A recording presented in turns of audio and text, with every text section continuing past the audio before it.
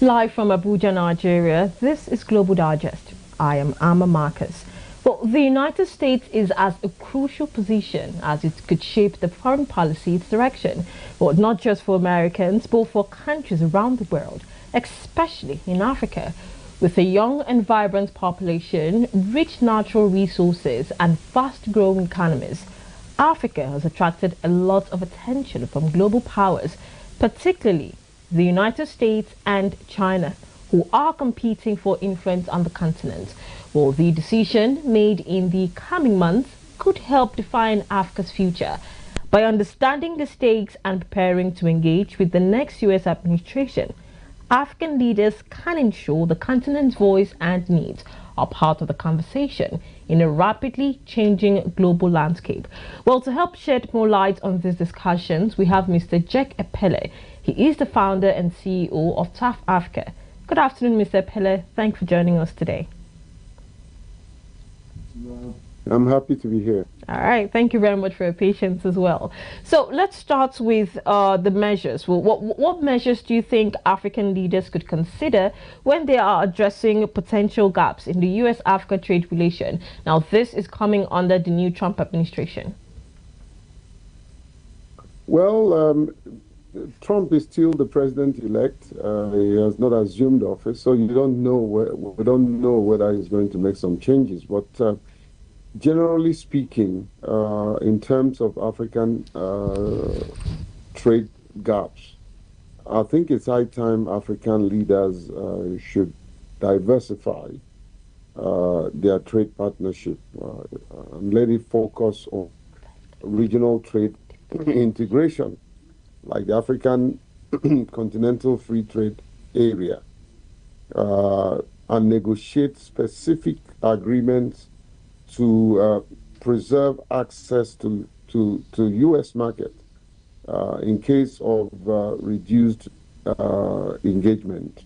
I think the African leaders who are interested in making sure we have a vibrant economy that will trickle to the grassroots. We have to sort of strengthen our negotiation skills, and like I said, let there be specific agreement that will preserve access to U.S. markets. Let's look at the African Growth and Opportunity Act, also known as AGOA, where it's a key policy that has facilitated African exports to the U.S. market for 2 decades. Well, how do you think the Trump administration will support the African growth, and also how that could also affect the United States market as well? I think if you go back to the Trump era, before he's winning the election and becoming the president-elect on Tuesday, if you go back to his era, my research shows that there had been that duty-free access to U.S. market for most African goods, especially the ones that benefit sectors like textile, agriculture, manufactured products.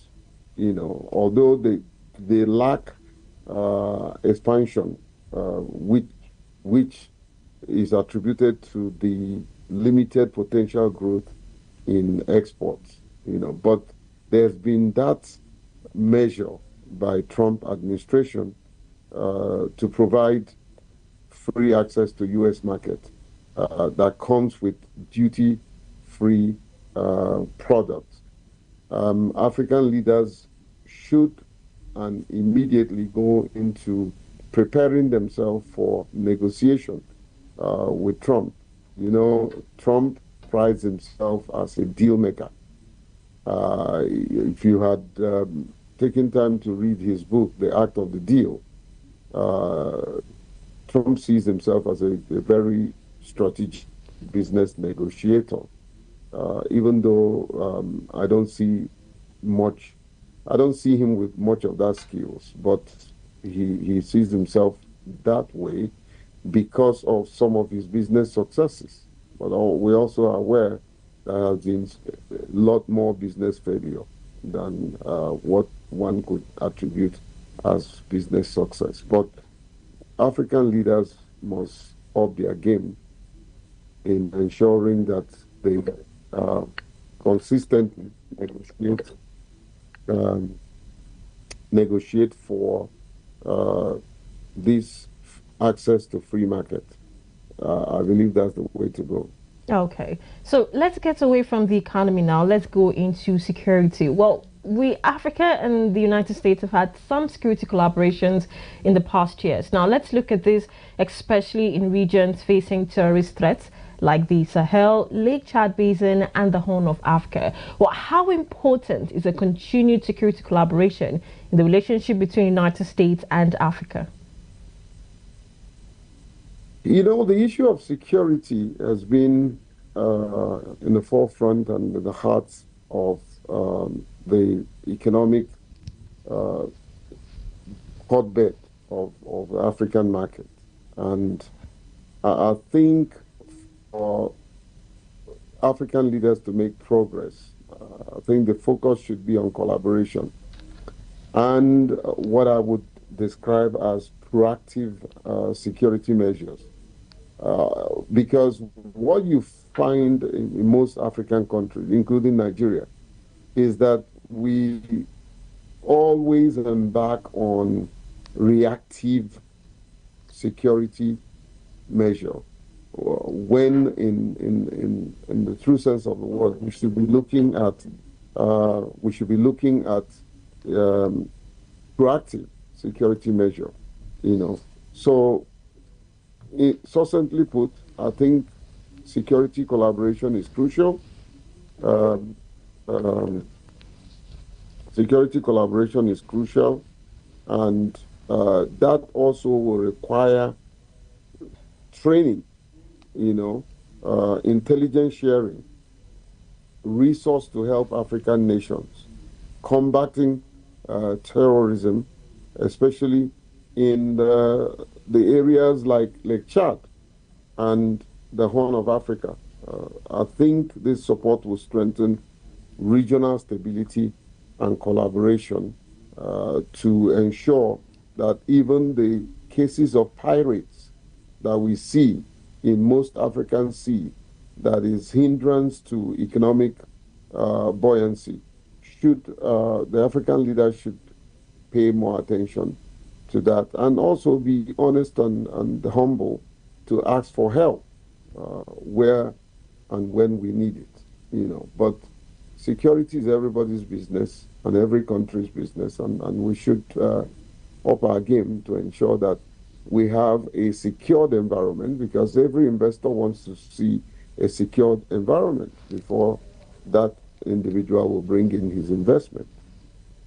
Okay, so speaking of security collaborations, well, is there a risk that Africa could become more overly reliant on external forces in the long term for stability if socio-economic issues are not addressed alongside these security measures? I think, to be honest with you, and to put it in such a succinct manner, we have been over reliant on foreign security aids. We've been over reliance on socio-economic handouts, you know, and I think it's literally undermining uh, our stability when it comes to socioeconomic issues, and somehow, when it's not properly managed, it fuels poverty, growth, you know, and so the stability of our socioeconomic issues, which create things like unemployment and education, uh, if they are not addressed, they can serve as a key to reducing uh, radicalization and conflict. So there is a need for um, a second look at the temptation to always rely on uh, external forces, you know, whether it is in economic support or security support. or social support. You know, I think the time has come for Africans to begin to look inward and see how we can uh, take care of ourselves. I give you an instance. I got to know that countries like Rwanda have given themselves a term limit that from, I think, 2030, the Rwandan government is saying they no longer need any form of aid from any country. They should be able to be self-reliant, you know. But also, it's important that we make sure that we have what it takes to sustain this kind of move. But it's a welcome development, just like in Nigeria. We have become so oil centric, you know, that we are now beginning to lack the resilience and the opportunity for us to um, look at other sources of income. Yes, today we're beginning to develop solid mineral and all that, but I think there are a lot more that we can do that takes our attention off the oil sector, because one day those oil will dry. Okay. Well, let's look at the trade relationship. So, with China being Africa's largest trading partner, well, what influence does that hold over sectors like infrastructure, telecommunications, and natural resources in Africa? Well, the issue of China, it's a huge topic and something that we need to really look at with um, various lenses. Um, China's influence in Africa in key sectors, uh, it does hold significant influence in many areas, and some of the areas that you have mentioned: infrastructure, telecom, natural resources, um, provision of loan and funding of large projects. I think I want to pay a little bit of attention here because, unfortunately, our African leaders have not been circumspect. Our African leaders have not been um, tactful in their negotiation just because they are looking for this money and they don't take time to disagree with these fund providers. I'll give you an instance. It is common knowledge. I just came back from Uganda, you know. It's common knowledge in most African countries that what the Chinese will do is they will come and give you a loan. When they give you the loan, they will bring their people and ask you to award the contract to them to provide this infrastructure, whether it's bridges or buildings, whatever they are doing, it will be done by their people. Oftentimes, the one that I would describe as very cunning would even provide machineries in Chinese languages so that they can bring their own people, they create a job, they tell you how much you pay them, and all that. So at the end of the day, the very loan they provided for you, they will end up telling you how to spend the loan, you know. So these are some of the this thing that many leaders don't have the capacity, they don't have the audacity, that's the word, to confront. So it's fast increasing African dependency on Chinese capital. And the earlier we stem it, nip it in the bud, the more we will become, otherwise we will become slaves to the Chinese. The Chinese are looking at African countries. They are very much interested in the African continent because they see it as another um, blooming industrial zone. We've been described as the next industrial revolution. And so the Chinese are taking advantage of that, leaving their footprints in every country in Africa. And they have noticed that the best way to get us committed and uh, get the best of us is by offering this more or less like a pound of flesh loan that will take us years and years and years to pay. Meanwhile, in turn, we have paid this same almost half of the funds, if not all, to their own people because they are the one who determine who you give contract to, and they pay from source. So it has not been very beneficial to Africans. Unfortunately, most African leaders are myopic and they are buying into this because of their personal gains. Mm.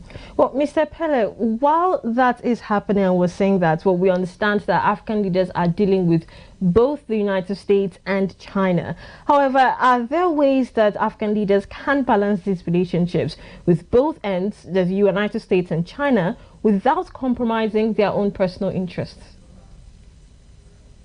It's a little bit tough because you're talking about two giants who are contending over either one portion of the market economy.